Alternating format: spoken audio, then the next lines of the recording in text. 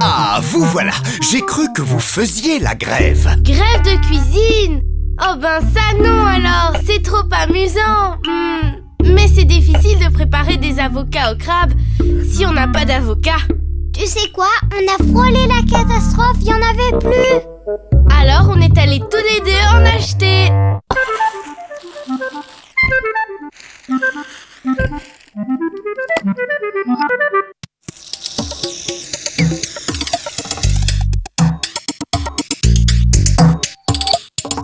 Bravo, vous avez été très efficaces, les enfants. Mais ils ne sont pas mûrs, ces avocats.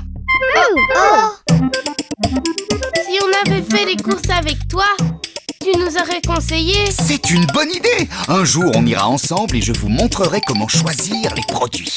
Youpi! Mais comment on va faire maintenant? Pas de panique, on a des avocats bien mûrs. Ils sont rangés dans un tiroir. C'est un de mes secrets. Le secret, le secret, le secret. Pour être sûr d'avoir des avocats mûrs, on les achète 2 jours en avance. On les enveloppe soigneusement un par un dans du papier journal et on les met dans un tiroir. Pourquoi on fait ça? Pour qu'ils mûrissent lentement, protégés de l'air, à température ambiante. Le froid retarde le mûrissement. Je vais utiliser ce papier pour envelopper ce qu'on vient d'acheter. Attention, c'est fragile les avocats. Oups. Ah oui, c'est vrai. Quand je veux m'amuser, je jongle avec des citrons. C'est moins C'est risqué. drôlement fort. Tu crois qu'on sera prêt pour le dîner? Mais oui, les avocats sont très rapides à préparer. Tu crois? Surtout que vous avez déjà fait la mayonnaise et que j'ai sorti tous les ustensiles en vous attendant. Nous, on s'occupe des trucs qui se mangent. Ça s'appelle les ingrédients. Pour 4 personnes, il faut de la mayonnaise, du ketchup, un citron, une grande boîte de miel de crabe, 8 olives noires et 4 beaux avocats bien mûrs.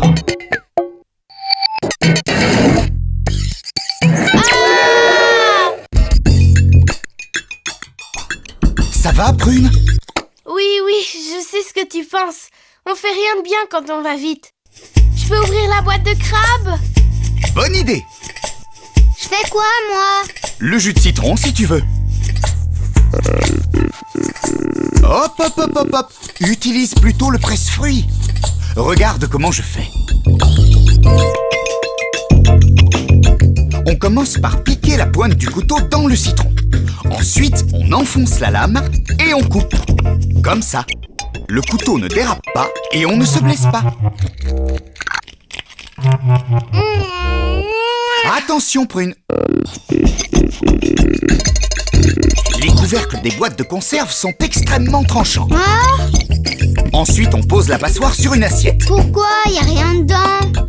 On va mettre le crabe. Le jus que contient la boîte va s'égoutter dans l'assiette creuse pendant qu'on retire les cartilages de la chair du crabe. On retire quoi de la chair? Le cartilage, c'est des morceaux durs, blancs, un peu transparents, comme des arêtes, mais plats. Ça y est, on a fini. Je peux mettre le crabe dans le saladier? Mais d'abord la moitié du bol de mayonnaise. Oh, mais il y a bien une poubelle dans cette cuisine. Pourquoi on ne s'en sert pas?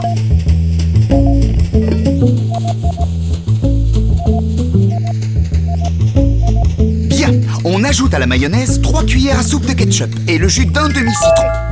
On mélange. La mayonnaise devient de plus en plus liquide. Oui, c'est normal. On va la laisser de côté pour le moment et s'occuper des avocats. C'est drôle, ça ressemble à une grosse poire. C'est vrai. Vous savez que l'avocat pousse sur un arbre. J'ai jamais vu d'arbre avec des avocats sur les branches. L'avocatier pousse dans les pays chauds. Vous pouvez essayer d'en faire pousser un, mais il ne donnera pas de fruits. Je vous dirai comment faire. Je sais pas si je vais aimer ça. Ça sent vraiment rien du tout. Oui, mais c'est bon. Ça fond dans la bouche comme du beurre, qui aurait une belle couleur vert pâle. Et puis, rappelle-toi ce que disent les parents. Comment tu sais que tu n'aimes pas? Si t'as pas goûté. Nananer. Bien. Est-ce que vous savez pourquoi on ouvre les avocats au dernier moment? Parce qu'on a plein d'autres choses à faire avant. T'as dit que c'était fragile. La couleur de la chair de l'avocat brunit au contact de l'air. Regardez, je l'ai ouvert ce matin. Alors il vaut mieux les préparer juste avant de manger, c'est ça? Oui. Ou bien on fait un tour de magie pour éviter qu'ils brunissent. Tenez, je vous montre. Avec un couteau, on coupe l'avocat en deux dans le sens de la longueur. Et puis, on le prend avec les deux mains et on tourne doucement pour séparer les deux moitiés. Et voilà mon secret. On citronne légèrement la chair de l'avocat. C'est quoi ce truc? Le noyau. Tu y arriveras mieux avec une petite cuillère. On peut le faire germer. Il faut bien le laver et le laisser sécher. Ensuite, on pique 3 cure-dents autour et on le met dans l'eau, le bourron vers le bas, comme ça. Dans quelques semaines, une racine va apparaître. Alors on le plantera dans la terre.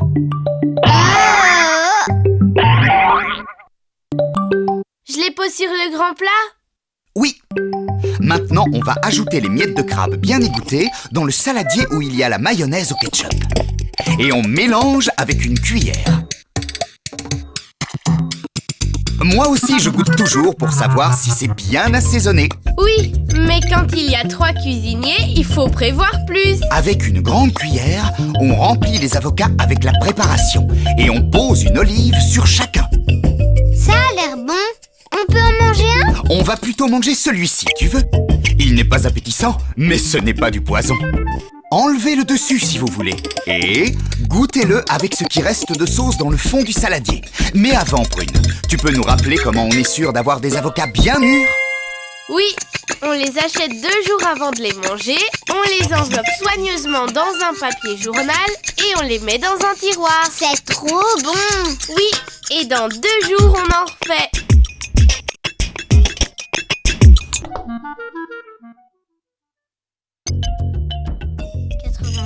« 86, 87... » T'as inventé un nouveau jeu?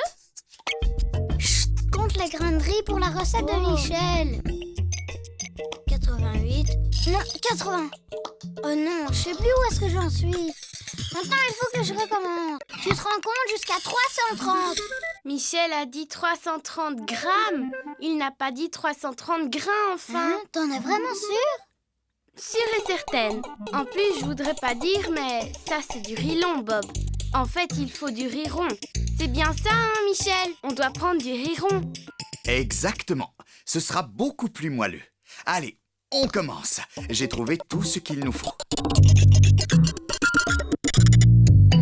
330 grammes de riz rond, 1 litre 1/4 de lait, une gousse de vanille, 33 morceaux de sucre, 200 grammes de sucre en poudre, 6 gros œufs, 2 cuillères à café de beurre et une pincée de sel. Nous allons faire du riz au lait caramélisé. Première chose, on va allumer le four à 210 degrés. Thermostat 7. Ensuite, on prend une cocotte ou une casserole, mais en fonte pour qu'on puisse la mettre au four. On va la remplir aux 3/4 d'eau. On la pose sur le feu et vous allez mesurer 330 grammes de riz.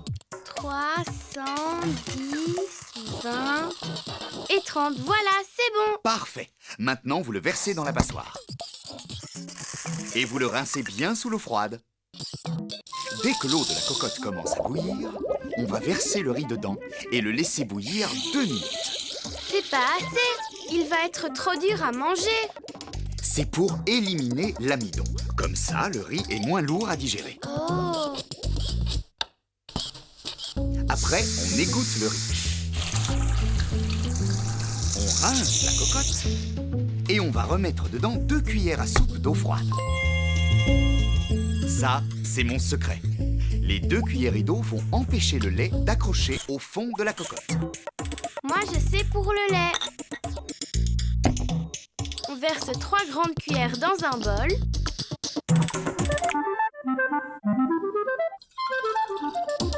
Et 1 litre 1/4 dans la cocotte. Bien. Ensuite, on découpe la gousse dans le sens de la longueur et on gratte à l'intérieur. T'as vu, Prune, ça fait des petits points noirs sur le lait. Ce sont les graines. On continue. Bob, le sucre en poudre. Le voilà. 200 grammes. Et le beurre, Michel? 2 cuillères.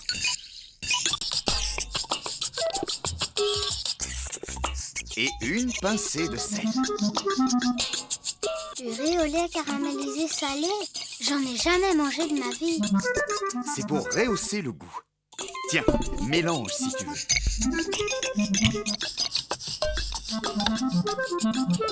Ça bout. On va ajouter le riz, couvrir et mettre au four pendant une demi-heure. Oh. Maintenant, on va préparer le caramel. Vous pouvez mettre le sucre dans le moule à Charlotte. T'es sûr qu'il y en a 33, Prune? Oui, si t'en as pas mangé quelques-uns au passage. Ajoutez seulement 5 centilitres d'eau, ça suffira. Hé, attends! Bien, pose le moule sur le feu, Prune. Il vaut mieux que ce soit un adulte qui fasse le caramel, on peut se brûler. Et en plus, il faut connaître la formule magique. Abracadabra, ô sucre, transforme-toi. Il se passe rien du tout. Il faut attendre un peu. Oh! Regardez, le sucre fond et se transforme en caramel. Il doit prendre une jolie couleur dorée, mais pas brûler. Ensuite, on le retire du feu. Avec des gants, bien évidemment.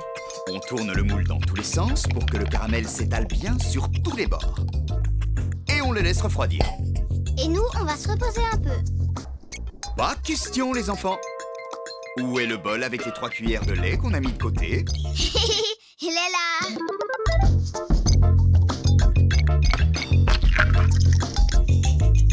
On va séparer 6 jaunes d'œufs des blancs et les ajouter au lait du bol. On mélange bien.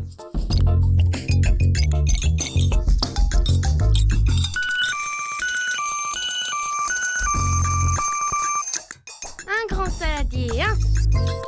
On retire la cocotte du four. Toujours avec les gants. On va verser le riz dans le grand saladier. Et retirer les bâtons de vanille. On peut les jeter à la poubelle. Quand le riz est tiède, on verse le mélange des œufs et du lait. Et bien sûr, on mélange. Le caramel doit être froid maintenant. Alors on peut verser le riz dans le moule. On le tasse bien. Et on le couvre d'un torchon. Quand il sera froid, on le mettra au réfrigérateur pendant 8 heures. 8 heures! Ça ne fait qu'une nuit, les enfants. Allez, à demain.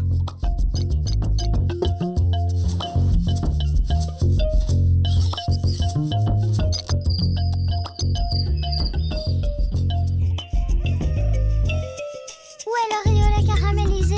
Bonjour, les enfants. Justement, je vous attendais pour le démouler. Je l'ai mis à tremper dans l'eau chaude. C'est pour faire fondre le caramel. Voilà le plat. Parfait. Maintenant, il faut retourner le moule d'un coup sec. Fermez les yeux. Attention, ouvrez-les maintenant. Waouh! Il reste encore du caramel. Tu peux le racler avec ta cuillère et le mettre sur ton riz. Tiens. Merci, Michel. Oh oui, Michel, merci beaucoup. Qui nous rappelle le secret de la recette avant d'en reprendre? Moi, le secret de la recette, c'est qu'avant de faire cuire le riz dans le lait, on doit verser 2 cuillères à soupe d'eau froide dans la cocotte pour que le lait n'attache pas. C'est ça? Alors on peut en avoir encore? Du gâteau, Du gâteau encore! C'est fou comme la gourmandise stimule la mémoire.